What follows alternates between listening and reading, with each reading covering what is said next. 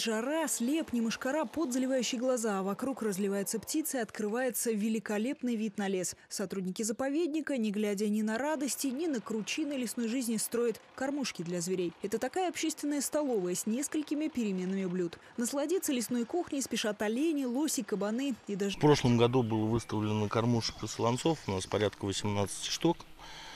В этом году планируем выставить столько же.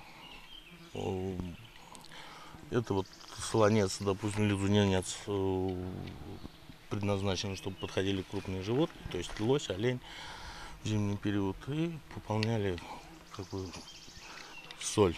Там чуть подальше ставятся кормушки под сено, то есть это уже олени подходят. Кормушки в Темниковском заповеднике имени Смедовича строят уже 3-й год. В позапрошлом году построили 2, чтобы узнать, понравится это лесным жителям или проигнорируют они такой общепит. Оказалось, что не просто понравилось. От подкормки в восторге фактически все травоядные. Те, кто не смог добыть себе корм в снежную и холодную зиму, могли просто прийти к кормушке заповедника и перекусить здесь. Следы вдоль кормушек – это как счетчик входящих. Подходят самые разные животные. У нас кормушки оснащаются фотоловушками, то есть мы именно с помощью фотографирования, в принципе, можем сказать, кто подходит. Подходят олени, подходят кабаны, косули, лось на солонцы подходит, то есть в основном копытные животные.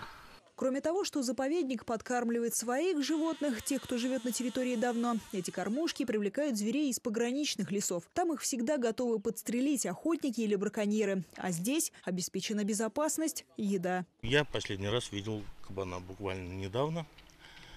Вот на этой же дороге вот с кордона возвращались.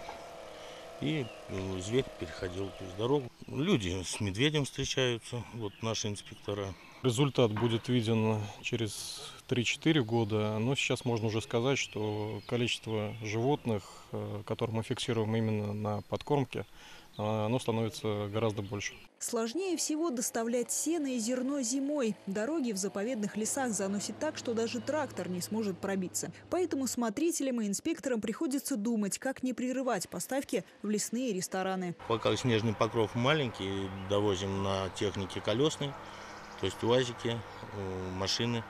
Если снежный покров уже высокий становится, то снегоходы.